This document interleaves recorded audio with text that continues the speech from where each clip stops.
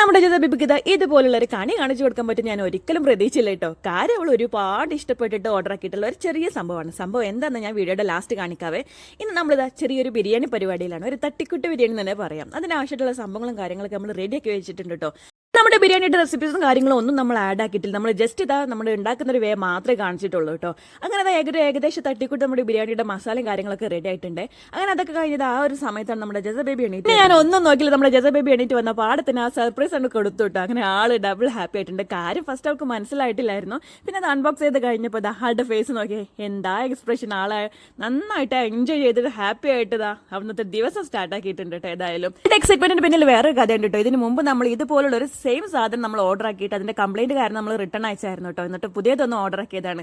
അതാണ് അവൾക്ക് double happy ആവുള്ള കാരണം കേട്ടോ. അത് അൺബോക്സ് ചെയ്ത് നോക്കിയപ്പോൾ ഇതാക്കുന്ന ഒരു കുഞ്ഞു ക്യാമറ ഉണ്ട്, അതുപോലെ തന്നെ ഒരു കൊച്ചു ചാർജർ ഉണ്ട് കേട്ടോ.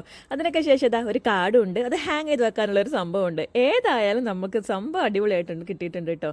അൺബോക്സ് ചെയ്ത് കഴിഞ്ഞപ്പോഴല്ലേ എനിക്ക് സത്യം പറഞ്ഞാൽ അവരുടെ കയ്യിലുള്ള ഒരു കുഞ്ഞു കീ ചെയ്തിട്ട് ഭയങ്കര സാമ്യം അതിൽ തോന്നിയിട്ട്. അപ്പോൾ നിങ്ങൾക്ക് ഇത് തോന്നുന്നുണ്ടെങ്കിൽ ഒന്ന് കമന്റ് ആക്കിക്കോളെ. അപ്പോൾ നമ്മുടെ ഇന്നത്തെ വീഡിയോ തിരക്കുള്ള നമ്മുടെ അടുത്ത വീഡിയോ കാണുന്നവരേക്കും ടെറ്റ ബോബോ സീ യു.